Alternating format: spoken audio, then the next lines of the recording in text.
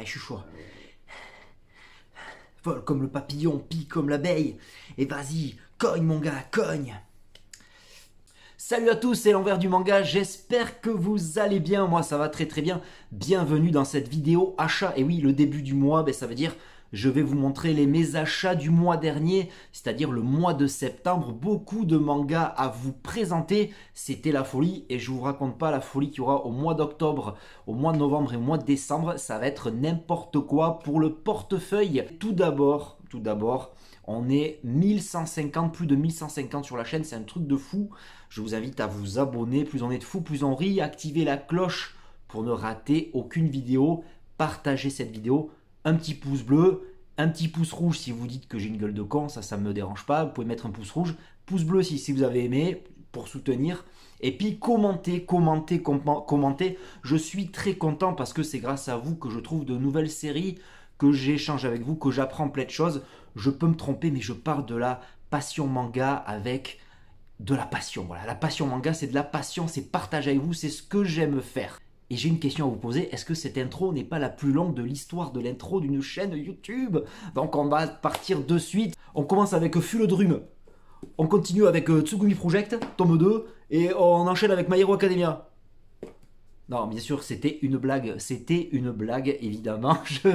Je vais vous montrer, je suis très excité, je suis très très chaud. On commence avec Fulodrum. Fulodrum, c'est de l'Ovalie, c'est la Coupe du Monde de rugby en ce moment. Début septembre, Pika avait flairé le bon filon et nous sort une vieille série de 2016. Est-ce que c'est bien? C'est un peu slam dunk, c'est un peu du manga slam dunk basket, mais en mode rugby. Ce jeune homme, un peu un blaireau, un peu un loser, qui va rencontrer l'amour et par amour va se mettre à faire du rugby. C'est une série en 5 tomes, c'est pas très long, c'est dans la collection Sport Addict de Pika qui se met un peu plus au sport. C'est de l'Ovalie, c'est bien foutu, c'est très beau, voilà, c'est très sympa, voilà, vous pouvez voir quelques screens, c'est assez beau, et puis c'est assez technique au niveau rugby. J'en ai discuté avec Otaculture, il m'a dit que c'était assez technique, qui est un peu plus fan de rugby que moi. Et donc voilà, Fulodrum, Fulldrum.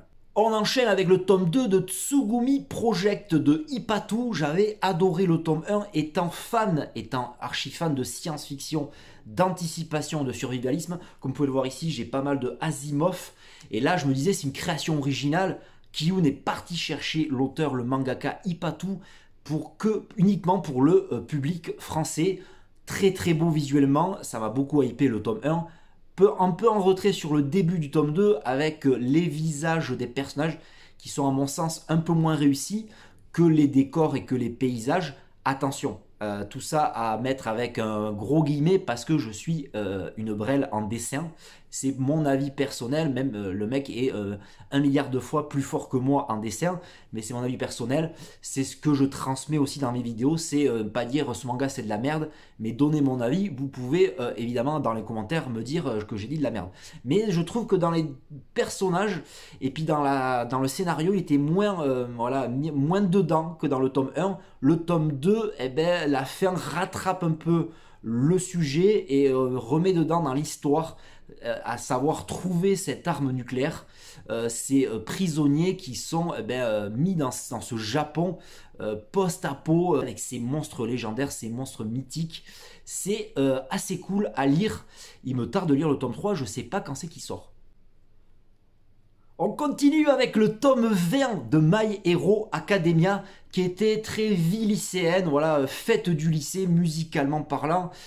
Et j'avais pas aimé le tome 19. Voilà, j'avais pas aimé le tome 19, mais je me rappelle de la phrase de Geek World qui disait sur un des réseaux sociaux ou social, qui disait c'est quand même My Hero Academia reste quand même un manga de lycéen, de vie quotidienne de lycée. C'est vrai, moi j'aime bien les bastons, les super-héros, classe. Ça se rapproche un peu du tome 19 et là j'ai aimé, voilà, c'était émouvant, prenant.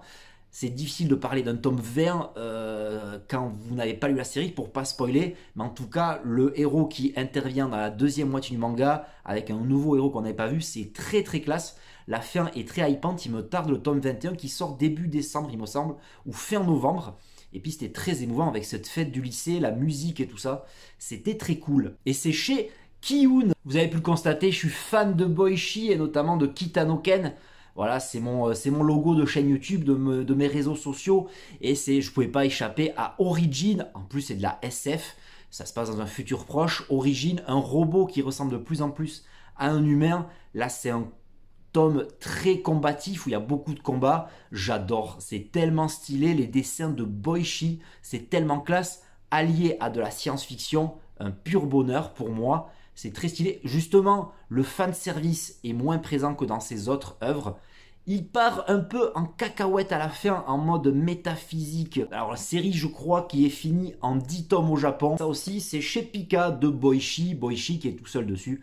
C'est une machine. On continue avec Omake Manga, la filiale de Omake Book.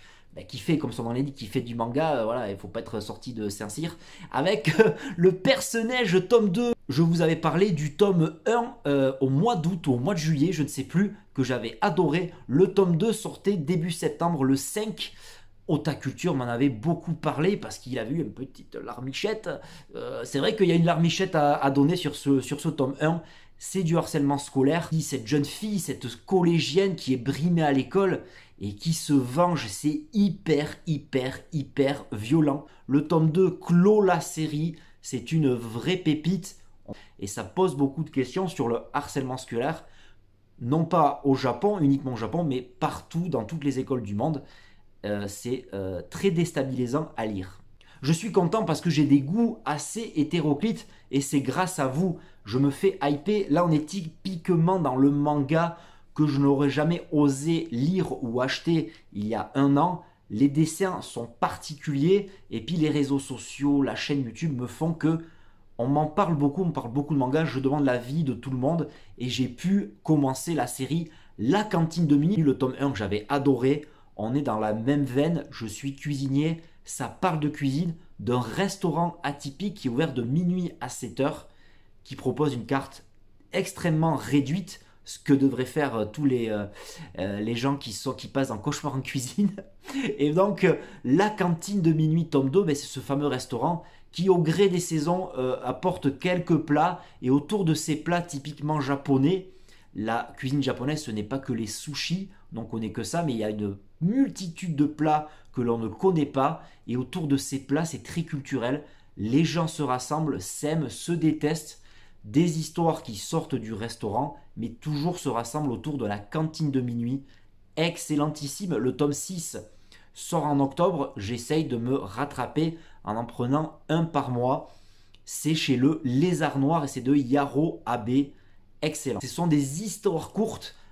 Un plat typique japonais donne le nom à un chapitre. Histoire courte qui à la fin finit par une belle morale. Une très belle morale qui donne à réfléchir. De l'humour extrêmement noir, c'est excellent. On continue avec le tome 2 de Ice Pig. Ice Pig, c'est le nom de cette jeune personne qui est hackeuse professionnelle et qui est associée avec un jeune marginal du nom de Vespa. Alors ce manga de chez Delcourt Tonkam nous montre une société japonaise, les tréfonds, les bas-fonds d'une société japonaise où l'esclavagisme existe encore, la vente d'organes clandestine existe encore, et ces deux personnages, Vespa le marginal et cette fameuse hackeuse, vont les affronter. C'est extrêmement violent, c'est extrêmement gore, et ça pose des questions sur le pouvoir politique et les pouvoirs économiques qui légitimisent ces pratiques souterraines. C'est très intéressant, c'est très beau aussi, j'ai bien aimé le dessin, voilà. Masga Officiel est très fan, je vous invite à aller découvrir sa chaîne,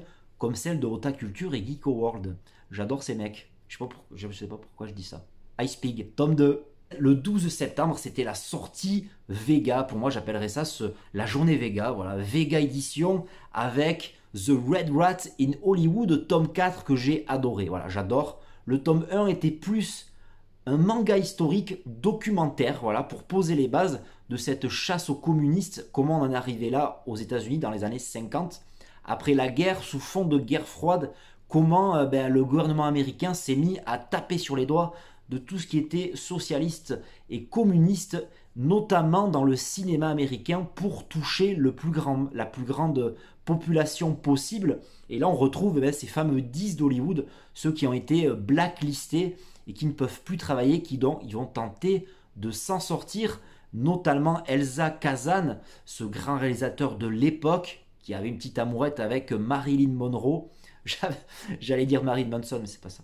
Marilyn Monroe. Et puis on continue à voir ce personnage qui est là, qui est avec des lunettes, qui est Dalton Trumbo, le scénariste des Vacances romaines, qui va continuer à travailler en prison et puis il va aider les taulards qui ne savent pas écrire, comme en tant que scénariste, à écrire à leur famille. C'est très émouvant, c'est très prenant. C'est de Osamu Yamamoto. C'est un joli manga seinen. Le manga est là aussi pour nous apprendre des choses, un manga très sérieux que je conseille au plus grand nombre.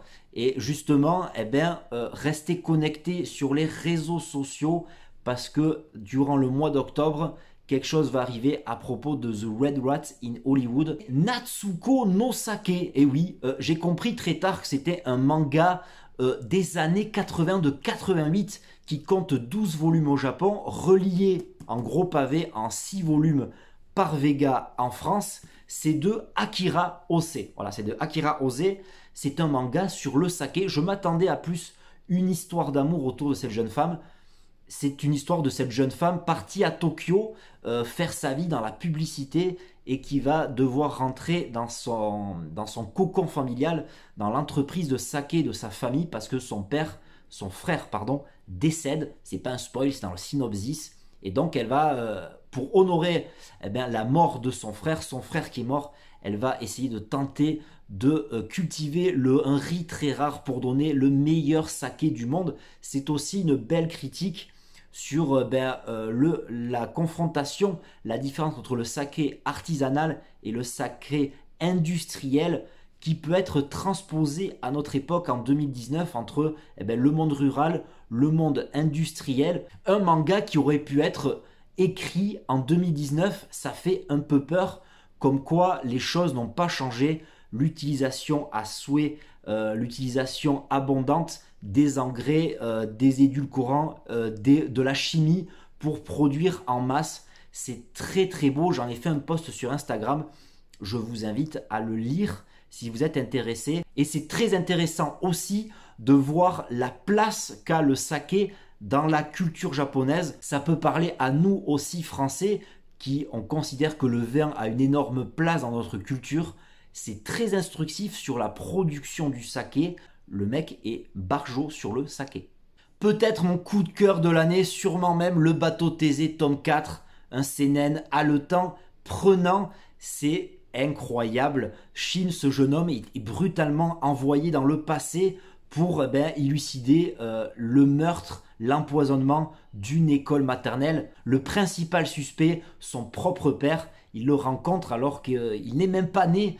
Et c'est incroyable, un thriller haletant, un méchant qui est omniprésent mais introuvable. Il est là en toile de fond, on ne sait pas qui c'est, on croit savoir mais on ne sait pas. C'est très prenant, c'est très flippant aussi. Le tome 4 est complètement fou, la fin est... Je ne m'attendais pas à ça, voilà. Il me tarde d'avoir le tome 5. On termine ces sorties Vega du mois de septembre avec Peleliu, tome 6, incroyable. Seconde Guerre mondiale, côté Pacifique, toujours ce petit Tamaru, je dis ce petit parce qu'ils sont en mode chibi, très mignon, qui contraste avec l'horreur de la guerre. C'est extrêmement bien foutu. Ça commence pas sur l'île de Peleliu, sur le sol japonais. J'étais surpris par le début. L'auteur surprend, et notamment avec cette... On est un peu plus monté dans le niveau de violence. On va parler de cannibalisme, on va parler de morts atroces. C'est extrêmement violent, c'est extrêmement bien foutu. Il n'y a ni bien ni mal, c'est ça que j'aime bien, que j'aime beaucoup. Les Japonais ne sont pas les méchants que l'on croit, les Américains aussi. On produit des exactions assez effroyables. Peleliu, tome 6, Guernica of Paradise. Un vrai je sais plus. À suivre. Mon but, lire tous les mangas de Inyo Asano, tant je découvre ce mangaka et tant que j'adore ce mangaka, tout ce qu'il fait. La série qu'il a en cours en ce moment s'appelle Dead Demon Dead Destruction avec le tome 2. Le tome 1 m'avait été envoyé par Kana, j'avais adoré, voilà, j'avais vraiment adoré. Au moment où vous regarderez cette vidéo, il y aura sûrement un post. Le tome 2, je me le suis acheté tellement que j'avais cette impatience. C'est extrêmement bien. allez jeter sur Instagram, j'aurais fait un post à ce moment-là. C'est toujours la vie avec justesse de ces jeunes lycéennes qui est racontée banalement. Voilà, il arrive à raconter avec brio banalement la vie de ces jeunes lycéennes qui se cherchent dans la vie. Sauf que là, en toile de fond, il y a un vaisseau amiral extraterrestre au-dessus de Tokyo. Les conséquences, eh bien, le monde a pété un plomb, se pose beaucoup de questions. C'est génialissime. Le tome 3 va vite être dans ma collection. Le personnage m'a tellement plu que j'ai pris, bam, les 2 premiers tomes de Bip Bip Boy. C'est de l'autobiographie. J'adore l'autobiographie. C'est un procédé que j'aime beaucoup parce que l'auteur prend des risques, il se livre. Et là, il va nous raconter son passé de gamer, de geek, de no life au MacBook. C'est extrêmement drôle avec cette patte graphique que finalement j'aime beaucoup, qui est assez sobre, mais que j'aime beaucoup. Et finalement, il va nous parler de son passé, de son rapport avec ses camarades de classe, son rapport avec les filles de l'école, toujours assumé par l'auteur. Il a réussi sa vie en étant un geek, en ne pas réussissant à l'école. C'est extrêmement drôle, extrêmement loufoque, loquace. Je vous invite tous à lire ce manga. J'ai eu des barres de rire parce que ça m'a rappelé des jeux vidéo auxquels je jouais quand j'étais gamin et très petit. Toute son existence à l'époque est basée autour de jeux vidéo. Il ne pense qu'à ça et c'est totalement assumé, c'est génial.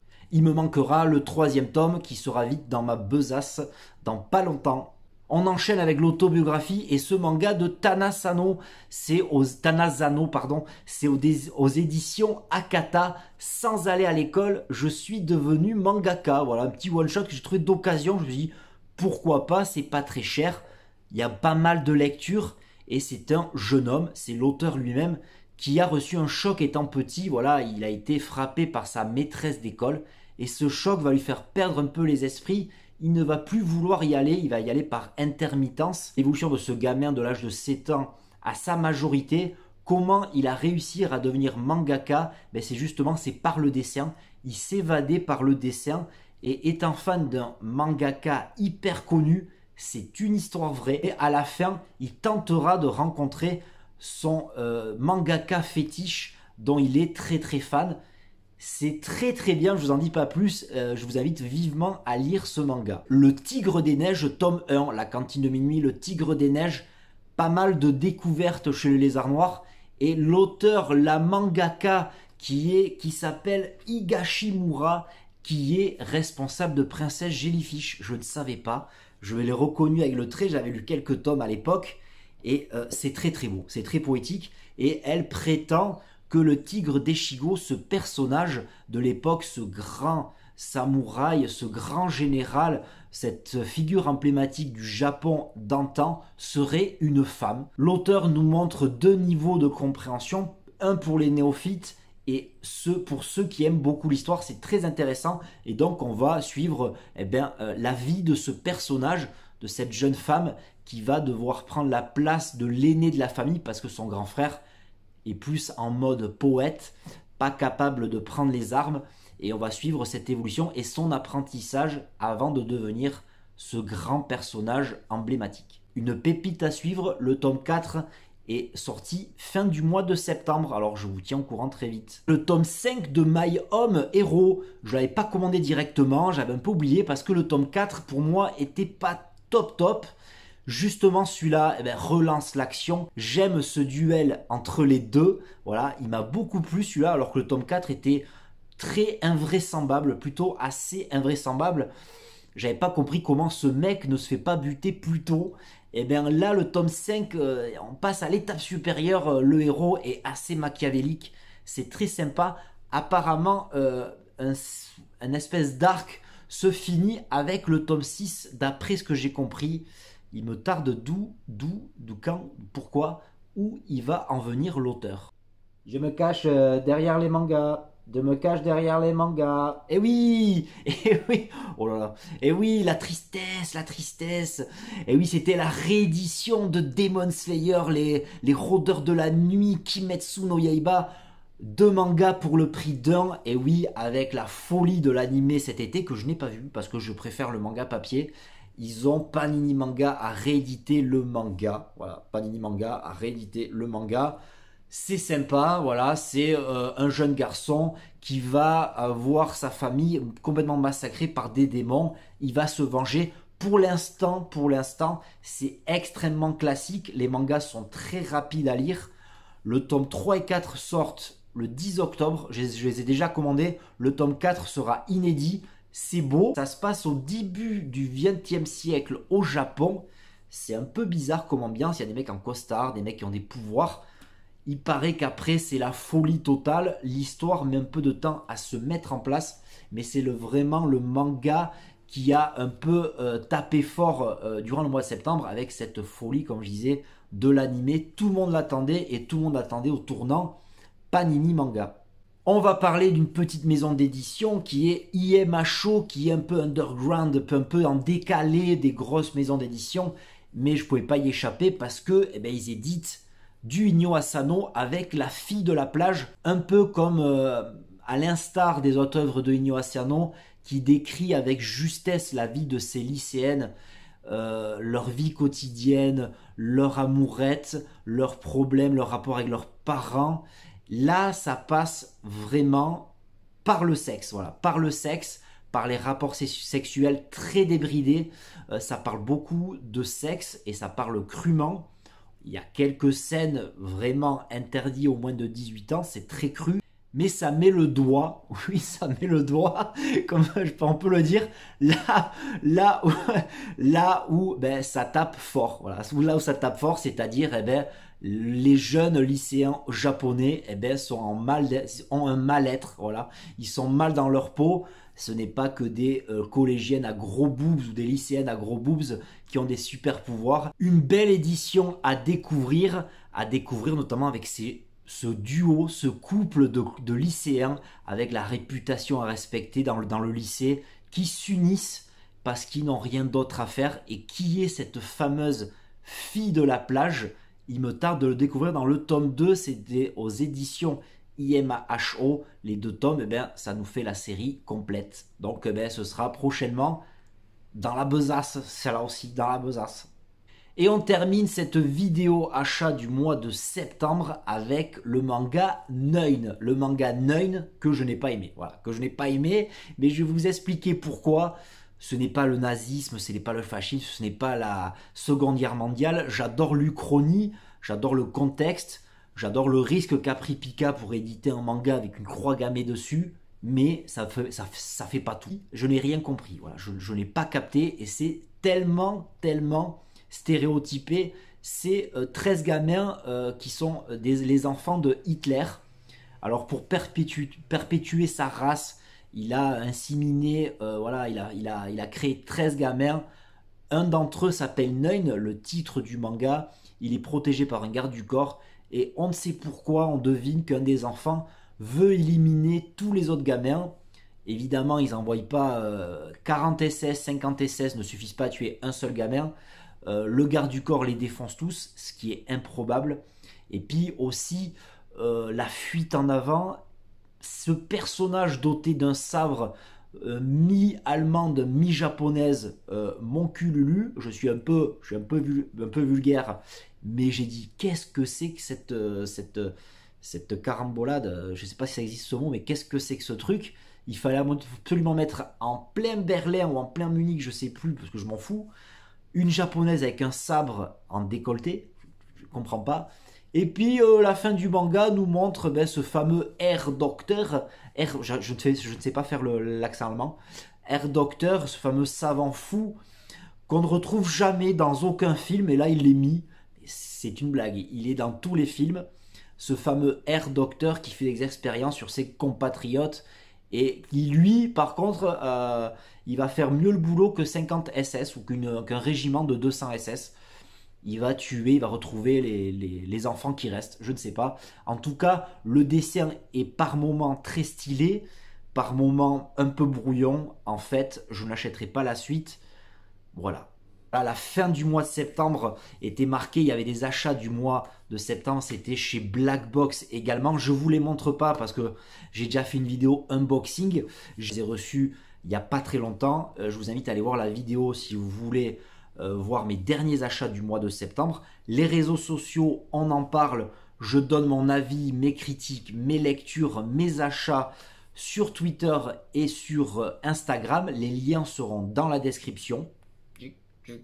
N'hésitez pas à cliquer pour me suivre dans mes aventures manga. En plus de ça, je vous invite à vous abonner, à activer la cloche, à partager cette vidéo, un petit pouce bleu, ça fait jamais de mal. Dites-moi vous aussi qu'est-ce que vous avez acheté en commentaire, on peut discuter, je vous lis toujours avec attention. Les achats ont commencé pour le mois d'octobre et ce n'est pas fini, ça va être une folie furieuse. Vidéo, j'avais beaucoup de choses à vous dire et voilà, je vous remercie tous.